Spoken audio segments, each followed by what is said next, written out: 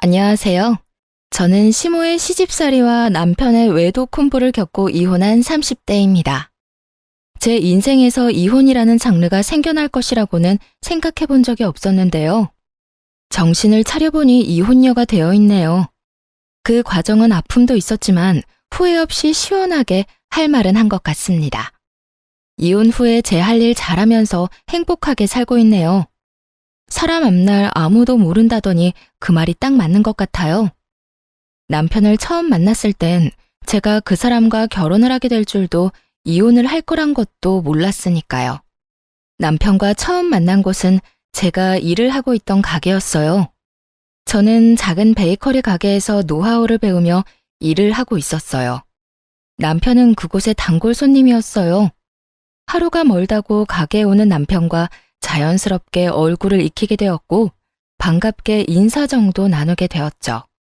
그러다 제가 개업을 하며 가게를 그만두게 되었어요. 더 이상 그 사람을 보지 못하겠구나 했는데 어느 날부터 제가 개업한 가게로 찾아오기 시작했어요. 그런 그의 행동을 보며 어렴풋이 제게 관심이 있음을 느꼈어요. 얼마 후 남편이 고백을 했고 연애와 결혼으로 이어졌어요. 결혼을 준비할 당시 남편은 누구나 들으면 알만한 대기업을 다니고 있었는데 시모는 그 아들을 무척이나 자랑스러워했어요. 그리고 대기업에 다니고 있는 잘난 아들과 작은 가게를 하는 제가 어울리지 않는다고 생각하는 것 같았어요. 매출부터 가게 평수 등 여러 가지를 자세히 묻고 난 후 굳어버린 표정을 보는데 모를래야 모를 수가 없었죠. 그런 상황을 겪고 나니 그 사람을 사랑하지만 결혼을 하는 것이 맞는지 고민이 되기 시작했어요. 결혼을 밀어붙이는 그 사람 때문에 마지못해 결혼을 허락하는 시모의 결정이 마음에 걸렸어요. 있잖아, 이 결혼 생각 좀 더 해봐야 할 것 같아. 뭐? 왜? 혹시 우리 엄마 때문에? 솔직히 말하면 맞아. 어머님이 나 탐탁치 않아 하시는 것 같은데 아무리 자기를 사랑해도 그런 결혼은 하고 싶지 않아.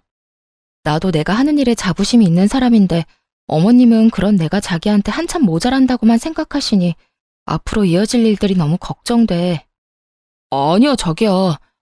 물론 자기 말대로 우리 엄마가 처음에 좀 부족하다고 생각했던 건 맞는데 내가 자기에 대해 잘 이야기했더니 좋게 다시 생각하는 듯 했어. 내가 그런 일로 자기는 마음 상하는 일 없도록 할게. 그러니까 우리 엄마 생각은 하지 말고 나만 믿고 결혼해. 자기 마음은 잘 알겠는데 그래도 생각 좀 해볼게. 생각을 좀 해보자는 저의 말에 남편은 더 적극적으로 구애를 했고 그 애틋한 마음을 믿고 결혼까지 하게 되었습니다. 고민을 하긴 했지만 결혼을 하고 보니 남편과 함께하는 생활이 만족스러웠습니다. 이래서 다들 결혼을 하는구나 하는 생각이 들 정도로 행복했죠. 하지만 기쁨도 잠시 시모와 문제가 생기기 시작했어요. 결혼 초반에 남편의 앞에서는 다정했던 분이 남편이 없는 곳에선 저를 알게 모르게 무시하기 시작하더군요. 처음엔 그런 유치한 행동을 믿을 수가 없어 제가 오해한 게 아닐까 생각했어요. 시간이 흐를수록 저를 향한 눈빛과 바로 옆에서 제가 말을 걸어도 무시하는 행동을 보며 오해가 아니라는 걸 알게 되었어요. 어린애도 아니고 다 큰 어른의 그런 행동이 기가 막혔지만 큰 피해를 주는 것도 아니고 무엇보다 참을만 했기에 두고 보고 있었죠. 그리고 왜 저를 무시하냐고 따졌다가 자신은 못 들어서 그랬다고 하면 그만이니 따지기도 애매한 상황이었어요. 그러던 어느 날 저를 따로 시댁으로 부른 적 없던 시모가 집으로 한번 오라더군요. 마침 가게 휴무일이기도 해서 혼자 시댁으로 향했어요. 시모는 다짜고짜 저희 부부의 돈 관리에 대해 묻더군요. 내가 너를 따로 부른 이유는 다름이 아니라 너희 돈 관리 어떻게 하니? 네? 왜 그걸 갑자기 물으세요? 그냥 궁금해서 그런다. 너 정확히 수입은 얼마나 되니? 매출 말고 이것저것 다 제하고 남는 순이익 말이다. 적금은 들고 있니? 생활비는 얼마나 쓰니? 돈은 네가 다 관리하는 건 아니지?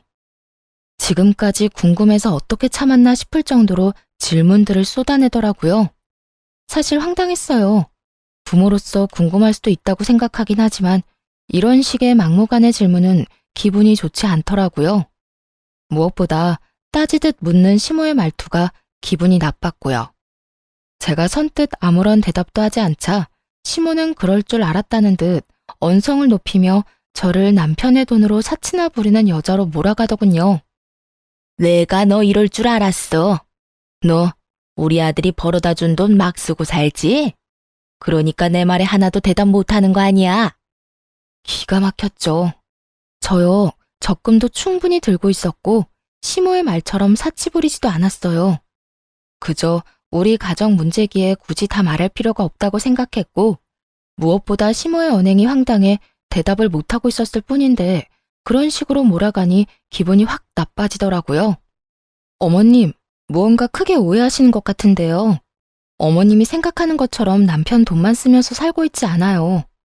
물론 생활비는 공동 돈에서 쓰지만 저나 그이나 서로 필요한 물건은 각자 번 돈으로 알아서 사고 있어요. 물론 적금도 충분히 들고 있고요.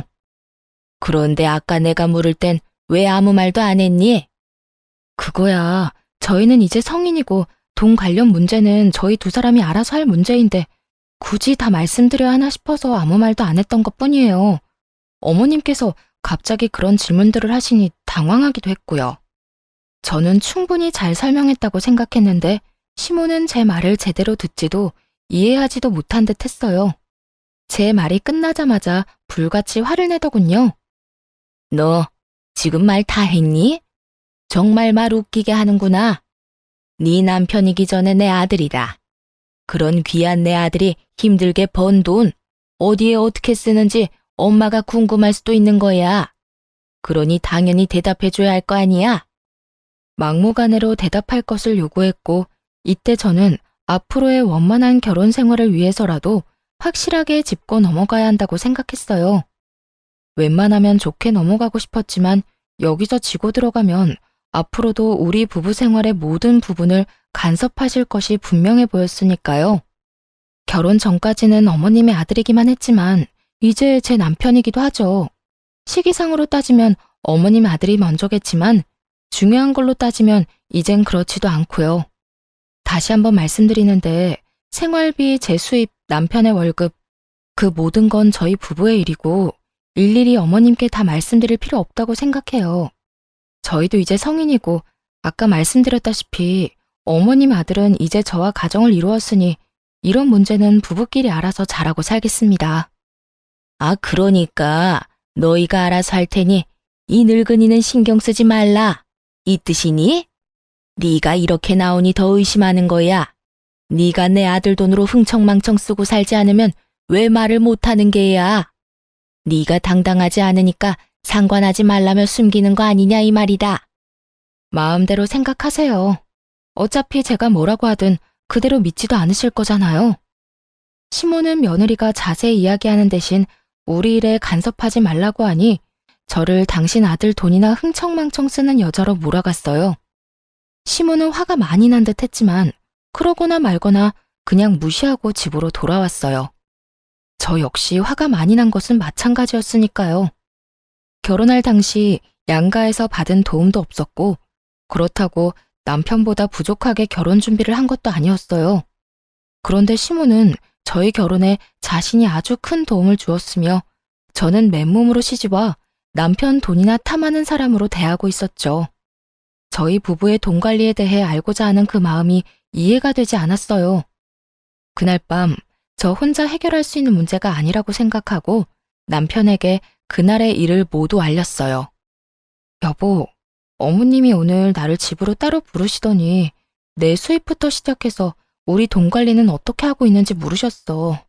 내가 너무 당황해서 아무 대답도 못하고 있으니까 나보고 뭐라고 하신 줄 알아? 당신이 벌어다 준 돈 흥청망청 쓰고 있는 거 아니냐고 오해하고 버럭 화를 내시더라니까. 그래? 별일도 아닌데 그냥 대답 좀 해주지 그랬어. 괜히 엄마 기분만 상하게 만든 거 아니야? 당신 말대로 별거 아닌 문제일 수도 있지만 별거인 문제가 될 수도 있어. 엄연히 우리 가정일인데 어머님 기분 상할까봐 일일이 다 보고하면서 간섭받으면서 살 거야? 지금 이 상황 당신이 생각하는 것만큼 간단한 문제가 아니라고. 나는 모르겠으니까 당신이 알아서 해. 당신이랑 엄마 사이에서 귀찮아지는 거 딱 질색이야. 그러니까 당신이 알아서 하고 나한테는 아무 말 하지 마.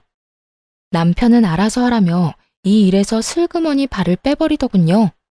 해결은 못해줄 망정 피하려고만 하는 남편을 보며 자신이 당해보지 않아 저런 식으로 행동할 수도 있겠다 싶었어요. 그래서 친정엄마께는 죄송하지만 모든 사실을 알려드리며 도움을 청했어요. 며칠 뒤 엄마는 저녁 식사를 하자며 저희를 부르셨죠. 그리곤 준비하신 말을 꺼내놓으셨어요. 저기, 우리 사위는 연봉이 얼마나 되나?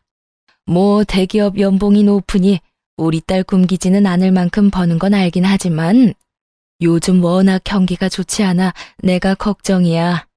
희망퇴직 이런 거 하라고는 안 해? 그리고 혹시 돈 관리는 누가 하는지도 물어봐도 될까? 아니, 혹시 우리 딸이 생활비 눈치 보고 사는 건 아닌가 걱정이 돼서 말이야. 엄마는 시모가 내게 그랬던 것처럼 돈에 관한 질문을 했어요. 남편은 그런 엄마의 끝없는 물음에 크게 당황하는가 싶더니 주섬주섬 대답을 하더군요. 그렇게 불편한 저녁 식사 시간이 끝나고 남편은 그런 간섭이 상대방에게 얼마나 무례하고 곤란한 일인지 뒤늦게 깨달은 듯 했어요. 집으로 돌아오자마자 시모에게 전화를 걸었으니까요. 엄마, 앞으로 집사람한테 생활비 수입같이 돈 관련 이야기는 묻지 마. 갑자기 그 이야기는 왜 꺼내? 무슨 일이 있었니? 왜 이러긴. 진작 말해야지 했는데 오늘에서야 이야기하는 것 뿐이야. 엄마는 그저 궁금해서 물어봤을지 몰라도 듣는 사람은 얼마나 기분 나쁘고 곤란하겠어? 그냥 궁금해서 그랬지. 우리 아들이 얼마나 버는지, 우리 며느리 가게는 어떤지 하고. 엄마가 궁금해하는 걸 이해 못하는 건 아닌데 입장 바꿔서 장모님이 나한테 그런 식으로 일일이 간섭한다고 생각해봐. 그러니까 앞으로는 그런 건 묻지도 궁금해하지도 말아요. 우리가 알아서 다 잘하고 있으니까. 남편은 단호하게 시모의 간섭을 막아버렸고 아들에겐 상냥하게 그저 궁금해서 그랬다며 앞으로 그러지 않겠다던 시모는 저에겐 180도로 태세를 바꿔 본격적으로 트집을 잡기 시작했어요. 온갖 트집 중에 가장 짜증이 나는 건 제가 입고 들고 신는 것에 관한 것이었어요. 결혼 전부터 입던 옷을 입어도 내 아들 돈으로 산 것이 아니냐며 시비를 걸더군요. 예, 그거 못 보던 옷인데 혹시 우리 아들 돈으로 산 옷이니? 알아서 잘한다더니 그렇게 비싼 옷이나 사서 언제 돈 모으려고 그러니? 어머님, 이거 제가 결혼 전에 큰 마음 먹고 산 옷이에요. 그걸 어떻게 믿니? 이번에 새로 사고 처녀 때 산 옷이라고 우기면 내가 알 방도가 없지 않니? 저요, 결혼하고 남편 돈으로 옷 한 벌 산 적이 없어요. 그렇게 정 믿업지 않으시면 처녀 때 이 옷 입고 찍은 사진 있으니까 보여드릴게요. 그것도 못 믿으시겠으면 어머님 아들한테 물어보시고요. 궁금해하길래 대답해준 것뿐인데 이런 제 대답에 혀끝을 차며 버르장머리를 운운하기 시작했어요. 이것 봐라. 어쩌면 저렇게 말대꾸를 쫑알쫑알 해대는 건지. 하여튼 요즘 것들은 이렇게 버르장머리가 없다니까. 아니, 네가 좀 특출나게 그런 거니? 어른 말에 한마디도 안 치고 말 대답하는 거 말이다. 어떻게 넌 내 말에 그냥 네라고 대답하고 넘어가는 일이 없어? 그거야 어머님이 제가 네 하고 대답하도록 말씀하시지 않잖아요. 걸어오는 말들이 대답이 필요한 것들인데 제가 기계도 아니고 앞뒤 맞지 않게 네네만 할 수는 없잖아요. 그냥 고분고분하게 대답만 하길 원하시면 그런 질문을 해주세요. 그러면 저도 편하고 좋죠? 이후에도 시모는 저를 괴롭히고 싶어 안달이 난 사람처럼 행동했고 저 역시 피하지 않고 맞섰죠. 제가 아무리 할 말은 참지 않고 한다고 한들 기분이 나쁘고 정신적으로 많이 피곤하더라고요. 그래서 전 자연스럽게 시모의 연락을 피하게 되었죠. 그러던 사이 오래 기다렸던 남편의 진급이 결정되었어요. 그 소식을 들은 시모가 가게로 찾아와 잘난 아들 유세를 하기 시작하더군요. 너 소식 들었지? 우리 아들이 이렇게나 대단하다. 이게 다 내가 똑똑한 아들 떡하니 낳아서 뒷바라지를 워낙 똑소리 나게 잘했기 때문 아니겠니? 넌 우리 아들한테도 잘해야겠지만 나한테도 잘해야 한다. 나 아니었음 네가 어딜 가서 저런 남편 만났겠니? 시모는 남편의 진급이 모두 자신의 덕이라며 듣고 싶지 않은 본인 자랑, 아들 자랑을 한참 늘어놓더군요. 그리고 시모의 입에서 기가 막힌 이야기가 흘러나오기 시작했어요. 그래서 하는 말인데 앞으로 너희 생활비 빼고는 나한테 다 주거라. 진급도 했으니 연봉도 올라갈 텐데 그 돈을 너희가 관리해서 제대로 모으기나 하겠니? 내가 내 용돈 조금 빼고 다 모아줄 테니 당장 다음 달부터 그렇게 해. 용돈만 좀 달라고 해도 시모 하는 꼴이 기가 막혀주기 싫은데 아예 생활비를 빼고 나머지 돈을 당당하게 내놓으라니요. 너무 당당하게 저딴 말을 하는 모습을 보니 황당하더라고요. 이 일을 남편에게 말해봤자 소용이 없겠다는 생각이 들었어요. 말해봤자 뭐 하겠어요. 작은 문제도 귀찮다고 저에게 다 미루는 사람인데 이번 상황이라고 뭐가 다를까 싶었으니까요. 빠르게 머릿속이 정리되어 갔고 이 상황을 제가 해결하기로 했죠. 그러니까 어머님 말씀은 제가 돈 관리를 똑바로 못할까봐 돈을 맡기라는 뜻이네요. 그래, 그거지. 이제야 네가 말이 좀 통하는구나. 그런 문제라면 친정에 맡길게요. 아시겠지만 저희 부모님 두 분 다 오랫동안 은행에 계시다가 퇴직하셔서 자산 관리는 전문가 뺨치게 잘하세요. 투자 쪽도 꽤 잘 아시고요. 당장 다음 달, 아니, 당장 이번 달부터 친정에 다 맡겨야겠어요. 이런 생각은 하지도 못했는데 감사해요. 저는 밝게 웃으며 시모에게 감사 인사까지 전했고 이런 제 말에 노발대발하기 시작했습니다. 너 지금 그 말 진심이니? 당연히 너희가 번 돈은 시댁에 맡겨야지. 그걸 왜 친정에 맡기는 게야? 시댁이랑 친정이 같아? 넌 출가했으니 이제 우리 집 사람이다. 같은 부모님인데 뭐가 다른가요? 저도 저희 집에선 하나뿐인 귀한 자식인데요. 설마 친정에서 저희 돈이라도 떼먹을까봐 그러세요? 걱정 마세요. 절대 그런 일은 없어요.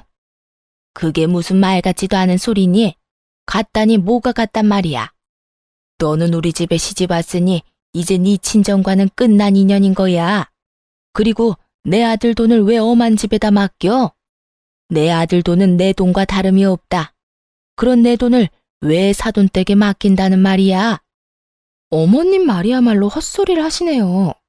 결혼하기 전이야 어머님 아들이니 아들 돈을 마음대로 관리했을지 몰라도 이젠 저랑 결혼했으니 더는 어머님 돈이 아니라고요. 전 그대로 시모를 가게에서 내쫓아버렸고 그날 저녁 집에 화가 잔뜩 난 남편이 저를 기다리고 있더군요. 당신 어떻게 그럴 수가 있어? 아무리 엄마랑 사이가 좋지 않다고 해도 그렇지. 용돈 좀 받아보겠다고 거기까지 찾아간 시어머니를 그렇게 매정하게 쫓아낼 수가 있어? 그러니까 당신 말은 내가 고작 용돈 좀 달라고 찾아온 어머님을 용돈 주기 싫어서 가게에서 내쫓았다 이 말이야? 그래. 우리 엄마가 아까 울면서 전화해서 다 말했어. 당신이 친정에 용돈 줘야 해서 우리 엄마한테 줄 돈은 없다고 했다며? 나 진급도 했고 연봉도 올랐는데 용돈 좀 드리면 어디가 돋나? 말을 들어보니 낮에 그 일이 있고 난 후 남편에게 전화를 걸어 울고불고 하며 없는 말을 지어내 저와 남편의 사이를 이간질했더군요. 아무것도 모르고 당하기만 하던 신혼 때와는 달리 이런 상황을 대비해 미리 가게 CCTV 영상을 복사해온 상태였고 녹화된 영상을 보여주며 사실은 시모가 남편에게 한 말과 아주 많이 달랐음을 증명해 보였죠. 이제 알겠어? 어머님이 당신한테 거짓말한 거야. 용돈 조금 달라고 가게까지 찾아올 뿐이야? 생활비만 빼고 돈 다 내놓으라고 하시더라. 남편은 영상을 보고 시모에게 전해 들은 말과 다르니 처음엔 당황하는 듯 하더라고요. 하지만 그것도 잠시 천연덕스럽게 시모의 편을 들기 시작했어요. 들어보니 우리 엄마 말이 틀린 말도 아니네. 뭘 그렇게까지 싸웠어? 그냥 엄마가 하자는 대로 하면 안 돼? 우리 엄마가 우리 편하게 돈도 관리해주고 알아서 투자도 해준다잖아. 우리한테 나쁜 일도 아닌데 왜 이 난리인지 모르겠다 정말. 정말 모르겠는 사람이 누군데 아무렇지 않게 말하는지 이해가 되지 않았어요. 시모가 투자 전문가도 아니고 시모에게 돈을 맡기는 것을 왜 이리도 당연하게 생각하는 것인지 여러분께서는 이해가 되시나요? 제 머리로는 도무지 이해가 되지 않았지만 남편과 시모의 말도 안 되는 논리에 따라주기로 했죠. 아, 그래? 그러면 당신 월급은 어머님한테 맡겨. 내가 번 돈은 우리 엄마한테 맡길 테니까. 그러면 공평하지? 뭐라고? 당신이 번 돈을? 그래. 당신은 당신 엄마한테 월급 맡겨. 난 내 수익 우리 엄마한테 맡길 테니까. 왜 진작 이 생각을 못했나 모르겠네. 큰 소리 날 것도 없이 각자 번 돈은 각자 부모님께 맡기면 깔끔한 일이잖아. 앞으로 이렇게 하자. 그러면 됐지? 제 말이 끝나자 남편은 그건 절대 안 된다며 난색을 보이더라고요. 당시 제가 운영하는 가게의 레터링 케이크와 수제 쿠키가 인기를 얻어 주문이 밀린 만큼 바빠졌고 자연스럽게 매출이 많이 올라 저의 수익이 남편의 월급을 넘기는 달이 많아지고 있었기 때문이었죠. 자신이 버는 돈을 시댁에 맡기는 것은 괜찮지만 나날이 늘어가는 제 수익을 친정에 맡기는 것은 싫었던 것이었어요. 당황한 남편은 속사포 랩을 하며 생각해보니 제 말이 다 맞는다며 변명을 하기 시작했어요. 그건 안 돼. 그게 얼만데 그걸 남을 맡겨? 남? 지금 우리 부모님을 남이라고 한 거야? 아니, 그게 아니라 생각해보니 당신 말이 다 맞는 것 같다고. 우리가 어린애도 아니고 우리 돈은 우리가 관리해야지. 지금처럼 돈 관리는 우리가 하자. 원래처럼 말이야. 우리 엄마한텐 내가 이야기할 테니까 당신도 방금 말은 없던 걸로 하기다. 알겠지? 남편의 말을 듣고 있는데 어이가 없어 말문이 막혔어요. 그렇게 아무 대답도 하지 않고 남편을 빤히 보고 있는데 남편 휴대폰에 문자 알림음이 울리더군요. 남편은 놀라며 휴대전화를 확인했고 그의 안경렌즈에 반사된 문자 내용을 언뜻 보게 되었어요. 상호는 보지 못했지만 20만 원이 넘는 금액을 쓴 카드 승인 문자였어요. 순간 뭔가 기분 나쁜 예감이 저를 스쳤죠. 남편에게 문자가 온 것이라면 남편의 카드를 썼다는 것일 텐데 남편은 저와 이야기를 나누고 있었으니 그 어떤 것도 결제할 틈이 없었죠. 거기에다 자동 결제라 하기에도 저녁 10시가 넘은 시간이라 그 시간에 자동 결제가 될 일도 없었고요. 카드 승인? 당신 카드 잃어버렸어? 당신은 지금 나랑 이러고 있는데 무슨 카드 승인 문자가 와? 나는 혹시나 하는 마음에 남편에게 물었고 크게 당황하는 듯 하다가 대답하더군요. 잃어버린 게 아니라 엄마한테 꼭 필요한 거 있으면 쓰시라고 한 장 줬어. 뭐? 카드를 어머님 드렸다고? 비상용으로 혹시나 해서 줬는데 오늘 쓸 일이 있었나 보네. 당신 기분 나쁜 거 아니지? 우리가 따로 용돈을 드리고 있는 것도 아니고 이 정도는 할 수 있잖아. 잘했어. 어머님께 카드 정도는 드릴 수 있지. 애써 쿨한 척 대답은 했지만 저는 전혀 괜찮지 않았어요. 시모는 9시 뉴스가 시작되기도 전에 잠자리에 드는 편이라 카드를 사용한 그 시간까지 깨어있을 사람도 아니었죠. 혹여나 무슨 일이 있어 깨어있더라도 아들 카드를 말없이 20만 원이 넘는 금액을 결제할 사람이 아니었거든요. 남편이 수상할 수밖에 없는 상황에 찜찜한 마음을 가득 안고 그의 행동을 눈여겨보게 되었습니다. 그러다 결국 꼬리를 잡게 되었습니다. 그날은 남편이 진급 축하 회식을 하고 밤늦게 들어온 날이었어요. 잔뜩 술에 취해 정신없이 잠이 든 상태였죠. 일단 전 잠든 남편을 살피며 조심스레 휴대전화를 살펴보았습니다. 딱히 수상한 점은 발견할 수 없었어요. 주차장으로 내려와 남편의 차 블랙박스를 살펴보게 되었습니다. 그곳에서 믿을 수 없는 영상을 발견하게 되었습니다. 얼마나 철두철미한지 이전 영상은 다 삭제되어 있었는데 딱 그날 집으로 돌아오는 차 안 상황만 남아있더라고요. 회식 마친 남편은 상간녀와 함께 대리를 불러 차를 타고 온 듯 했어요. 술에 너무 취해 지우는 것을 깜빡해 남아버린 외도의 증거가 적나라하게 드러나 있었죠. 자기야, 오늘 너무 많이 마신 거 아니야? 진급해서 기분 좋아 마시는 술은 아닌 것 같던데? 요즘 집사람 때문에 스트레스 받아서 그래. 무슨 여자가 한마디 지는 법이 없어. 우리 엄마한테도 또박또박 말대답이나 하고 말이야. 내가 요즘 두 사람 그 사이에서 아주 피곤해. 그것만큼 남자 피곤하게 만드는 일이 또 없지. 그래서 난 우리 남편이 뭐라고 하면 그냥 대답만 하고 무시해버려. 말 길게 해봤자 좋은 게 하나 없더라고. 자기는 어쩌면 이렇게 현명해? 어디 현명하기만 해? 능력도 좋아서 이번에 나 진급까지 딱 시켜주는 거 봐. 나 사실 이번엔 기대도 안 하고 있었는데 자기 덕에 진급도 했잖아. 자기야, 정말 고마워. 내가 앞으로 더 잘할게. 남편은 술에 취해 건들대면서도 상간녀를 바라보는 눈빛만은 꿀이 뚝뚝 흘러내릴 것 같더군요. 상간녀 역시 그런 남편을 웃으며 바라보았고요. 으이구, 그러다 이혼하고 나하고 살겠다고 그러겠다. 혹시나 해서 또 이야기하지만 난 이혼할 생각 전혀 없어. 그러니까 자기도 이혼 생각은 하지도 마. 걱정하지도 마세요. 나도 이혼할 생각은 없고 혹시나 이혼하더라도 자기한테 같이 살아달라고 떼쓰지 않을 테니까. 그냥 지금처럼 내 곁에만 있어줘도 난 만족해. 그래, 우리 지금처럼 서로 즐기면서 잘 지내자. 그게 현명한 거야. 나중에 들어보니 상간녀는 같은 회사에 다니는 직장 상사였어요. 나이도 남편보다 5살 많더라고요. 그렇게 자랑스러워하던 진급도 상간녀가 힘써준 덕분이었어요. 상간녀도 유부녀로 두 사람은 이혼 생각은 전혀 없이 그저 그 관계를 유지하며 즐기는 사이였어요. 영상을 보는데 큰 벽돌이 뒤통수를 내리 찍는 것 같은 충격이 느껴졌습니다. 남편을 의심하며 지내는 며칠 동안 어쩌면 외도라는 최악의 상황을 각오하긴 했지만 그 장면을 제 두 눈으로 보고 듣는 것은 예상보다 더 충격적이었어요. 그때까지만 해도 남편에 대한 사랑하는 마음이 남아있었기에 배신감에 손이 떨리고 하염없이 눈물이 흐르기 시작했습니다.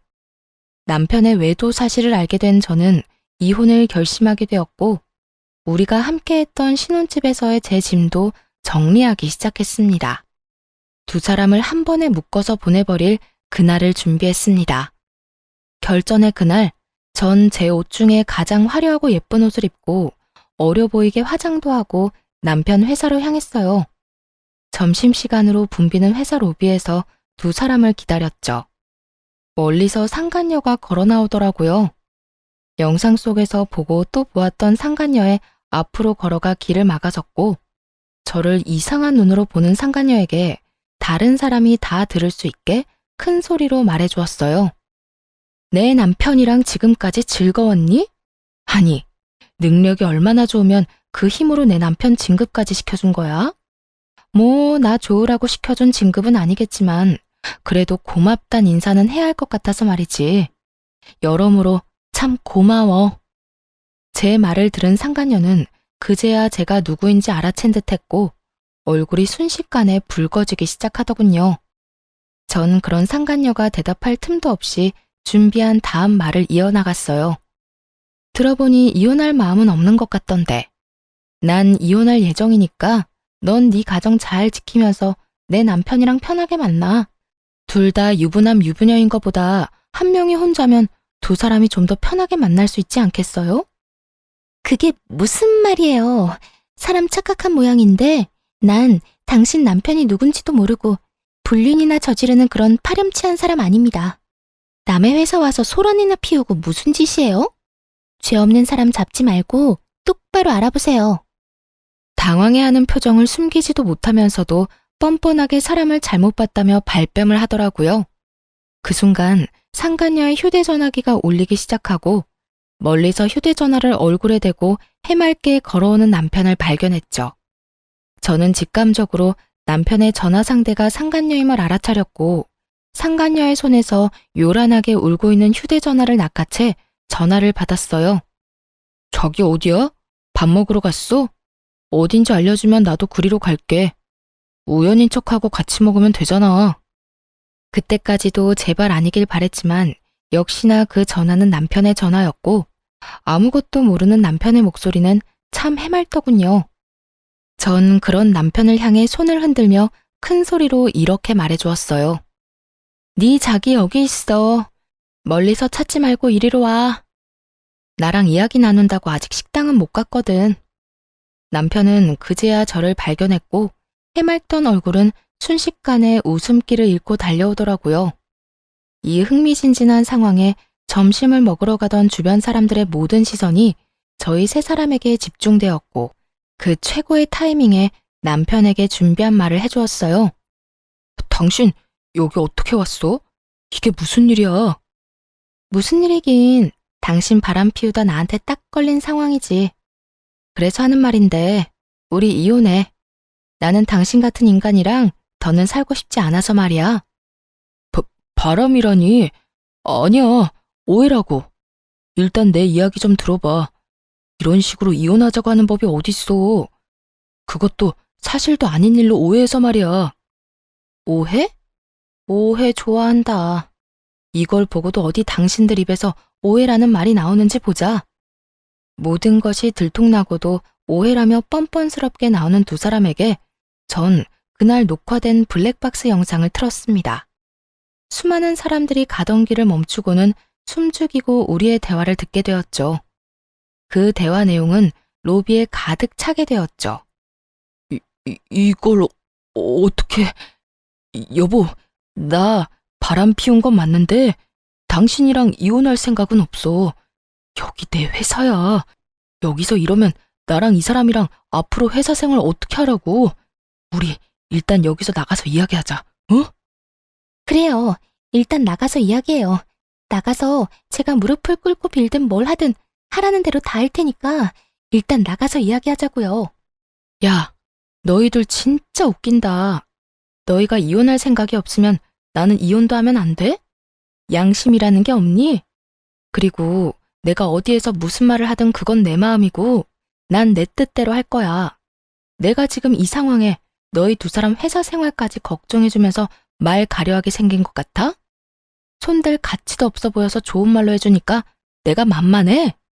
저는 악다구니를 쓰며 두 사람을 향해 소리를 질러버렸고 두 사람은 아무 말도 못하고 고개만 푹 숙이고 있었어요. 저희 목소리에 사람들은 점점 더 모이기 시작했고 남편은 저라도 붙잡아야겠다는 생각이 들었는지 매달리기 시작했어요. 여보, 내가 정말 잘못했어. 잠시 어떻게 됐었나 봐. 그런 짓을 하면 안 되는 거였는데. 회사 일로 이런저런 일 상의하다 보니까 그렇게 됐어. 앞으로 다신 이런 일 없도록 할 테니까 한 번만 나 용서해주라. 내가 당신 없이 어떻게 살아. 나 당신 여전히 사랑해. 어떻게 살긴 능력 좋고 현명한 저 여자랑 즐기면서 잘 살면 되지. 어찌되었든 난 내 할 말 다 끝났어. 더 할 말 있으면 법원에서 판사님한테 말해. 그렇게 뒤돌아 나오는데 상간녀가 무릎을 꿇고 빌기 시작하더라고요. 저기요. 제가 정말 죄송합니다. 남편분과는 다시는 만나지 않겠습니다. 제가 이렇게 빌 테니까 제발 제 남편에게만 알리지 말아주세요. 저 정말 이혼만은 절대 하고 싶지 않아요. 정말 웃기지 않나요? 자기 가정은 그렇게 소중하다는 사람이 남의 가정은 이렇게 망쳐놓고 이제 와서 미안하다는 말로 사과라뇨. 상간녀는 바닥에 머리를 숙이며 저에게 울고불고 하며 매달렸고 전 그런 상간녀를 내려다보며 말해줬어요. 와, 이거 진짜 웃긴 년일세. 남의 가정은 이딴 식으로 다 망가뜨려 놓고 네 가정은 행복하길 바래? 그렇게 네 가정이 소중했으면 애초에 이런 짓을 하지 말았어야지. 제발요. 제발. 정말 이혼까지 생각한 만남도 아니었다고요. 그저 가끔 밖에서 따로 시간 보내고 일 이야기 좀 나눈 것뿐이라고요. 그러니까 제발 제 남편에게만은 말하지 말아주세요. 말했지? 네가 이혼을 한다 만다 결정할 문제가 아니라고. 이거 놔. 너도 할 말 있거든. 변호사 데리고 와서 법원에서 이야기해. 그 더러운 손 내 몸에 대지 말고. 전 끝까지 제 바지가랑이를 붙잡고 늘어지는 상간녀를 뿌리친 채 그대로 친정에 왔습니다. 놀란 친정 부모님께는 그간의 일들을 조목조목 말씀드렸어요. 친정 부모님께 극진한 케어를 받으면서 이혼을 진행하게 되었어요.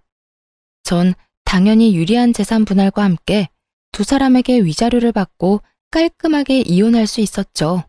전 남편과 상간녀는 불륜 관계를 비롯해 진급에도 상간녀의 과한 개입이 있었음이 밝혀지며 둘 다 사이좋게 회사에서 쫓겨나고 말았죠. 제가 집으로 보내버린 소장을 상간녀의 남편이 발견하게 되며 상간녀 역시 외도 사실이 드러나 이혼을 당했다고 하더군요. 그리하여 전 남편 역시 상간녀 남편에게 위자료를 주게 되었고 그렇게 두 사람은 이혼을 하며 두 번의 위자료를 주느라 거지가 되었다고 합니다.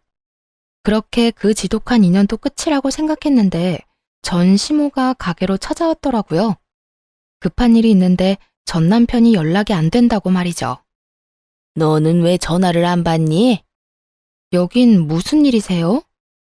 내 말 안 들리니? 왜 전화 안 받았냐고 내가 물었지 않니? 몇 번을 전화했는데 어떻게 단 한 통을 안 받을 수가 있냔 말이야? 내가 굳이 그쪽 전화를 받아야 하는 이유라도 있나요? 이제 그럴 이유가 없다고 생각하는데요. 뭐? 그쪽? 너 진짜 어디 아프니? 아무리 너랑 내가 사이가 좋지 않다고 해도 그게 며느리가 시어미한테 할 말이라고 생각하는 거니? 에휴, 다 됐고. 내 아들 요즘 무슨 일 있니? 왜 연락이 안 돼? 담보대출 이자 갚아야 하는 날은 지났는데 연락은 안 되고. 계속 연체 연락이 오니 내가 여러모로 불안해서 이렇게 왔다. 우리 아들 회사 출근은 했니? 들어보니 전 시모는 제가 전 남편과 이혼했다는 사실을 모르는 듯 하더군요. 그리고 급히 돈 쓸 일이 있다며 돈을 빌려갔다고 해요. 다름 아닌 전 시댁집을 담보로 받은 대출이었죠. 금방 갚겠다던 전 남편은 돈은 고사하고 연락도 되지 않는 상황이고요. 그 순간 갑자기 블랙박스 영상 속에서 보았던 두 인간들의 대화가 생각났죠. 자기야, 나 돈 좀 빌려줄 수 있을까? 돈? 무슨 돈? 무슨 일 있어? 돈 필요한 일이 좀 있어서. 저번에 이야기했지만 알다시피 우리 친정엄마가 아파서 내가 돈 나갈 일이 많았잖아. 우리 남편은 내 돈으로 친정 뒷바라지 하는 건 꿈에도 모르니까 이때까지 모은 돈 얼마나 되냐고 묻더라고. 모은 돈이 하나도 없다는 말이 안 나와서 대충 얼버무리긴 했는데 아무래도 조만간 통장 보자고 할 것 같아서. 그래? 그러면 일단 내가 좀 알아볼게. 나도 당장은 돈이 없고 우리 엄마한테 물어보고 빌려줄게. 정말? 자기 최고다 진짜. 내가 이자까지 쳐서 꼭 갚을게. 금방 갚겠다던 그 돈은 결국 받지 못한 모양이더군요. 그럴 수밖에 없는 상황이기도 했겠죠. 전 남편은 저에게 그리고 상간녀의 남편에게 위자료를 준다고 퇴직금에 빚까지 내서 탈탈 털어줬을 테고 상간녀 역시 상황이 별반 다르진 않았을 테니까요. 전 시모는 생각에 잠긴 제 어깨를 툭툭 치더니 준비한 말을 하기 시작했어요.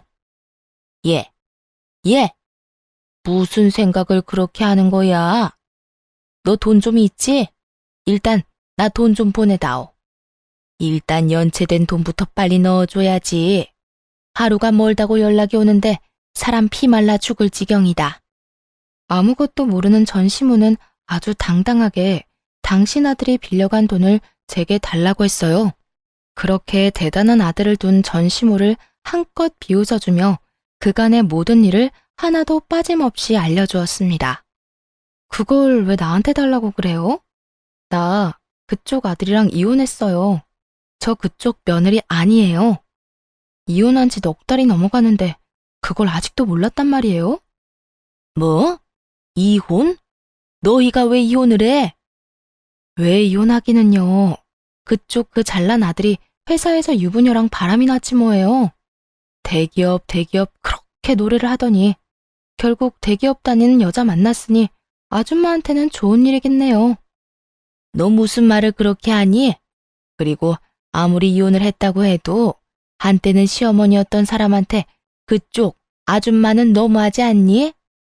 네가 한 번을 안 지고 따박따박 따지고 드니까 내 아들이 바람이 나지. 내 아들 탓할 거 하나 없다. 다 네가 이렇게 되바라져서 그런 거야. 전 시모는 이 와중에도 부끄러운 줄도 모르고 잘난 아들 감싸느라 정신이 없더군요. 그 눈물겨운 모성애 앞에 전 아직 말하지 않은 사실을 알려주었죠. 아, 그래요? 그러면 그런 걸로 치고 아줌마 대출 받았다고 했죠. 아마 그 대출금 못 갚아줄 거예요. 아줌마 아들 부정진급에 불륜까지 저질러서 회사에서 잘리고 이혼 위자료에 상간남 위자료까지 주느라 빚쟁이 됐을 거거든요. 그러니까 그 집 팔고 얼른 대출금부터 갚으세요. 아들 기다려봤자 연락 안 올 거라고요. 아, 그리고 아줌마한테 빌려간 그 돈 상간녀한테 빌려줬어요. 그 여자도 지금 빚쟁이 신세고요. 뭐야? 내 아들이 회사에 잘리고 빚쟁이가 됐다고? 그것도 모자란 내 돈을 그 여자한테 줬단 말이야? 네, 안타깝지만 다 사실이에요.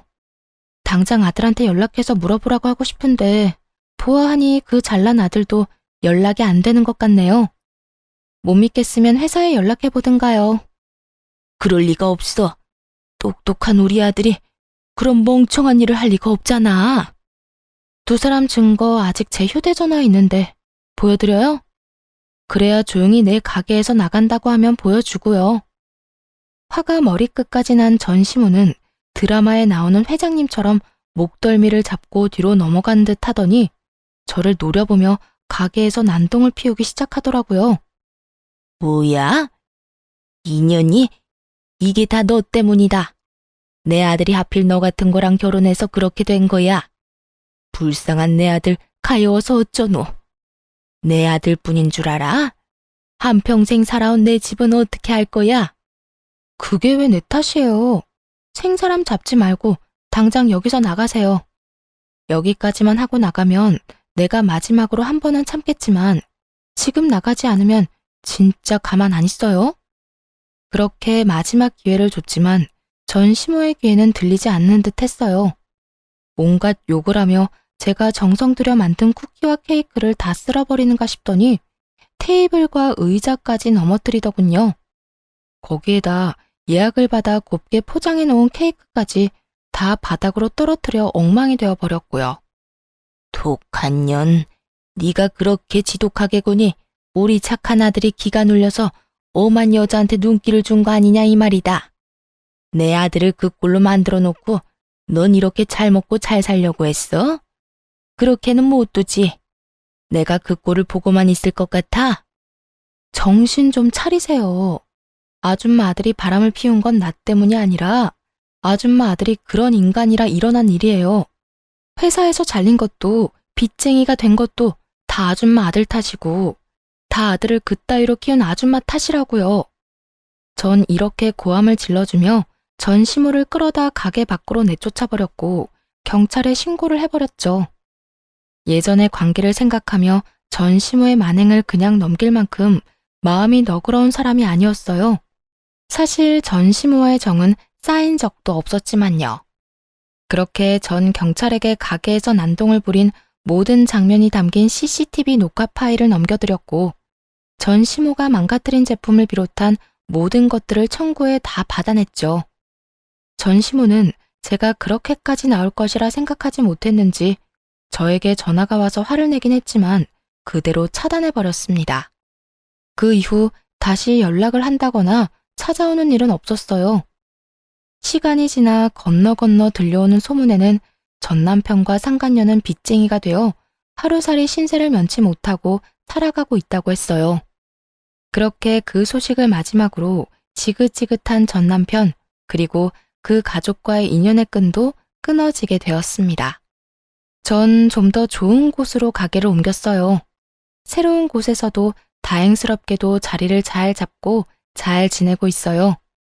일이 많아 돈을 많이 버는 것이 좋긴 하지만 아무래도 그만큼 몸이 힘들기에 하루에 정해진 양만 판매하고 나머지 시간은 레시피 개발이나 휴식을 하며 시간을 보내고 있는 요즘이에요. 아직 누군가를 연애를 하거나 다시 결혼을 할 마음은 없어요. 아무래도 믿었던 사랑하는 사람의 배신이 가장 힘들었지만 전 시모에게 온갖 트집 잡히며 시달린 것도 큰 스트레스였거든요. 물론 모든 시어머님이 그런 것도 아니라는 것도 알고 모든 남편들이 그런 것이 아니란 걸 잘 알고 있습니다. 그럼에도 한동안은 남을 사랑하는 대신 저를 사랑하며 지내고 싶은 마음이 더 큰 상태랍니다. 이렇게 지내다 좋은 사람이 나타난다면 다시 새 출발할 생각이 들게 될까요? 지금은 저를 위한 이 생활이 너무나도 평온하고 너무나도 만족스럽네요. 이런 걸 행복하다고 하는 거겠죠? 하여튼 전 지금이 너무 행복하다는 말을 전해드리며 이만 물러가 보려고 합니다. 긴 글 함께 해주셔서 감사하고 모두 행복하시길 진심으로 바랍니다.